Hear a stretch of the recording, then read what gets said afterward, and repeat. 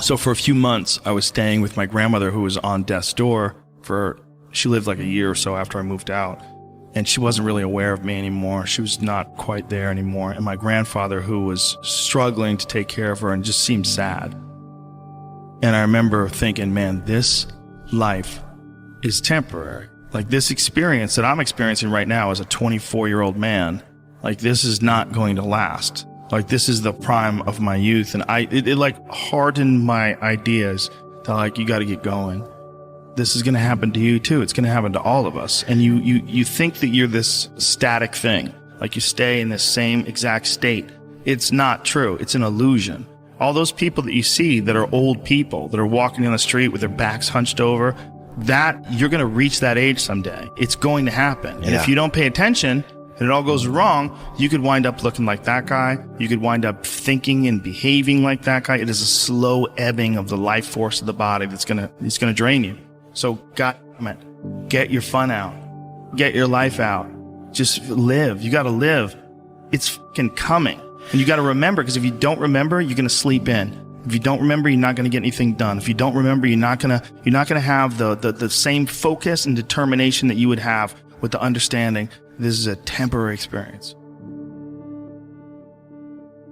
Over time, I've learned that these people, you're not going to fix them. I used to want to fix them when I was young. I used to want to go, hey man, I see what you're doing. Like, dude, don't do that anymore. Listen, just try, just do this and stop doing that and start doing this. And if you just work towards this, you could be successful. And then a week later, the guy's doing the same shit. And you're like, okay, right. I'm wasting a significant amount of my energy on someone who doesn't want to waste any of their energy on themselves. And so managing the community and the tribe that you're in, making sure that you're a good member of that tribe, that you're doing your part.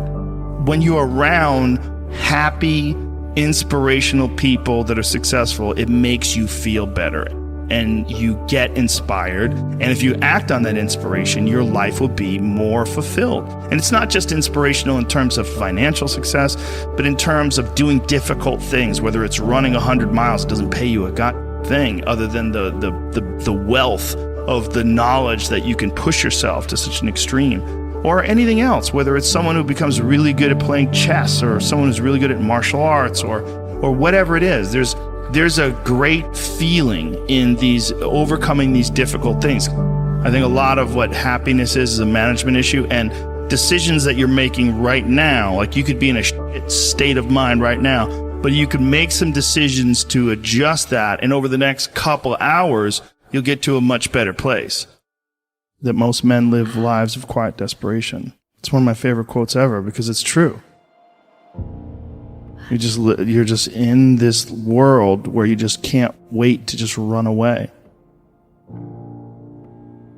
But I think one of the reasons why these people have this deep-seated anger and resentment is there's a bunch of people out there that have these lives that are deeply unsatisfying. Because I think there are so many people that are working all day long doing something that is deeply unsatisfying and almost painful. Yeah, soul killing. Soul killing. They're stuck in traffic all day, and then they're stuck in a cubicle after that. They relish the time to take a shit in the bathroom and look at their phone. I mean, they literally do that. That's a highlight of someone's day. They get in traffic on the way home. They get home after that, they're watching television, and if people have a regular day job, if you could just find some one thing that you do as a passion project and just keep building on it, just keep watering it, keep adding fertilizer, keep giving it attention, keep giving it focus, and you can escape. You can escape, and you can be self-serving. You could be okay. You're going to be okay.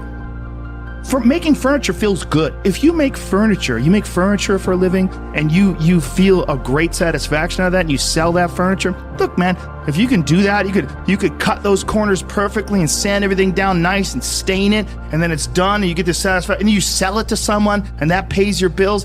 That is infinitely more satisfying than being stuck in some fucking cubicle working for someone that you don't want to work for, having to have these stupid fucking office meetings, talking to people in human resources, sitting down with your supervisor where they evaluate your job performance, and you're not really, you really need to be enthusiastic about this company. This company is your future. You're like, kill me now.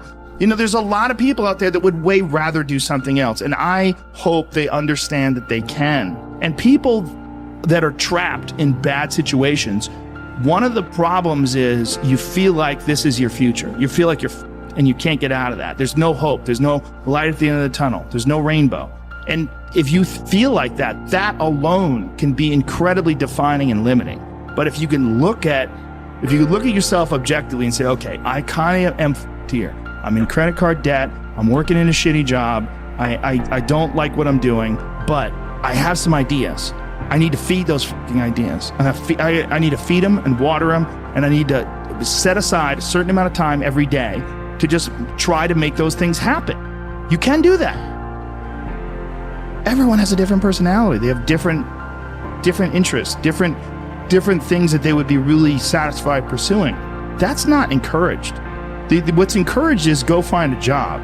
What's encouraged is go find some place that you can shove yourself into. Go find a square hole that you can stick your round peg and just jam it in there and shave down the top and the bottom so you slide in with all this extra space on the sides and feel like for the rest of your life, because you need a job, because you're in debt, because you have credit cards, because you have student loans, because that's what everybody does. And so you do it too.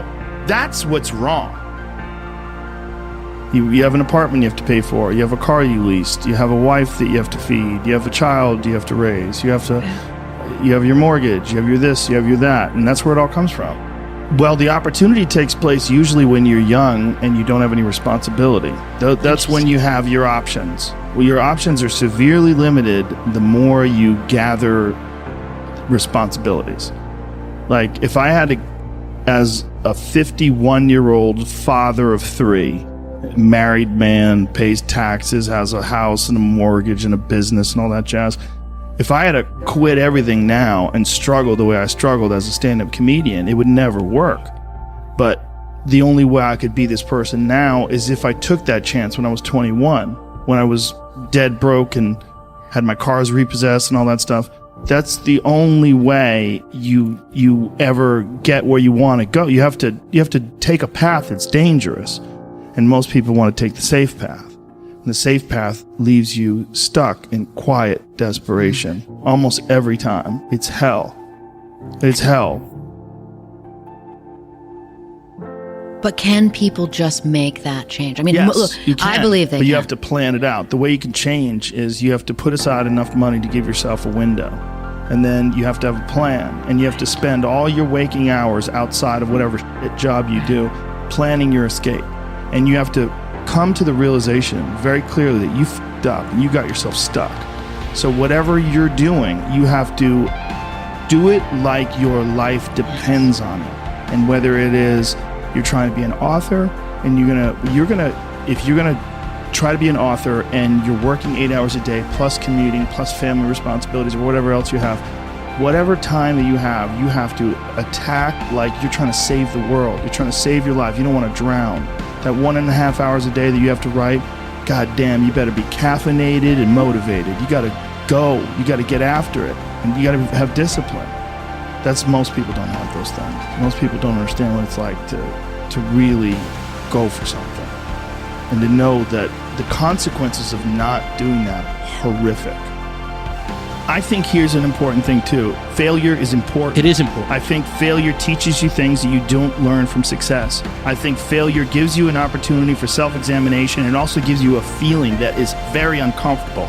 And that very uncomfortable feeling helps you grow. That when you feel like you screw something up, like when I've had bad podcasts, my podcast has always gotten better afterwards. When I've had bad stand-up sets, I've always gotten better after that because those bad sets motivate you. They give you a perspective like, hey, here's some clear examples of where you f***ed up. Yeah, what not to do. Yeah, don't look at these failures as like proof that you suck. Look at them as opportunities for growth. Look at them as opportunities to be motivated to do better. You have to make mistakes. You've been there, you feel it, you understand what it is, and then you have that time to adjust. That's why losing in life is so important. Whether it's getting dumped, getting fired, losing a game, loss, those feelings where things didn't work out your way, that's important because it lets you know this is the bad feeling that comes when it goes wrong and you improve, and then it makes the good feelings of victory all the better. And I mean that, in a relative sense, like even getting good at something. Forget about victory, like making a terrible book that gets rejected by every publisher and then writing a really good one and people accept it and you're like, I got better. Yes. Like that's that feeling. Interesting, yeah. Those feelings of failure are really critical for your motivation. You see an old person walking down the street, you go, oh, that person's always been an old person. No, that was a baby. That was a baby that became a 90-year-old man. There's a progression that you're not witness to. You don't see it. And that takes place in everything. It takes place in authors. It takes place in comedians and musicians.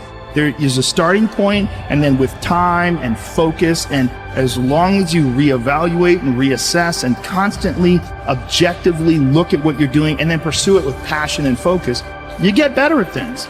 Don't be scared of failure. I think failure is awesome for you. And that's one of the reasons why, like I said, I like doing things that I suck at.